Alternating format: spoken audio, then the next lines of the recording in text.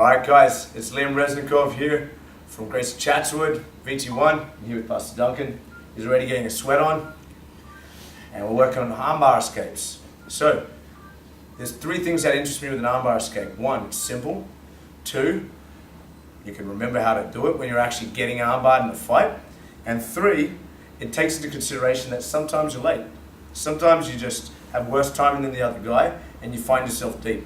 So today we're going to do an early escape.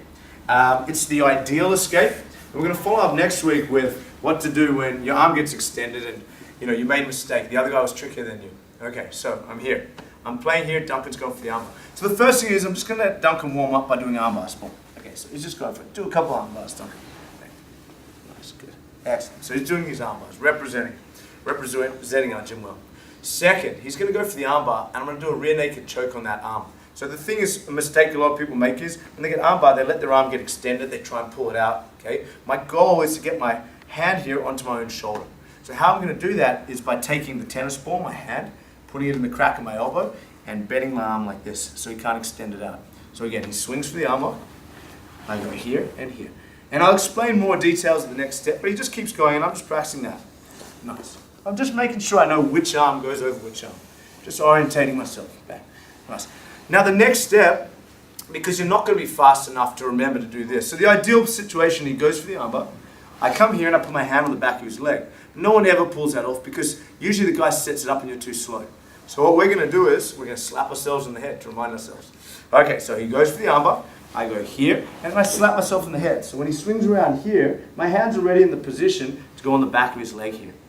Why do we do that? Two things. One, if I go here and he tries to extend, I can still get my arm straightened because I've got nothing to grab onto.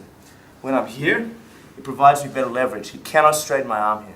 Okay? The second thing is, if I go here and I pull my arm out, what's his follow-up? Triangle choke. Okay, so there's no point getting out of, what do they say, jumping out of the fryer into the pan? Yeah, you get out of the armbar, you're in the triangle. So he goes for the arm lock.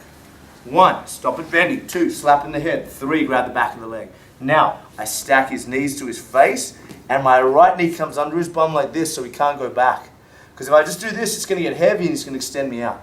So I put my knee under here, just like the Roadrunner used to do with the boulders in the Acme cartoons, okay? Now look, I look to the right, and I gently get my arm out. This hand's blocking the triangle. There's a lot of follow-ups I can do from here. I can go to the leg drag, I can take his back, but the easiest thing just to practice is to do hallelujah so you don't end up getting triangled or on-platted. I throw my 2 hands up in the air, push my hips forward like the Mexican wave, and I'm going to his back.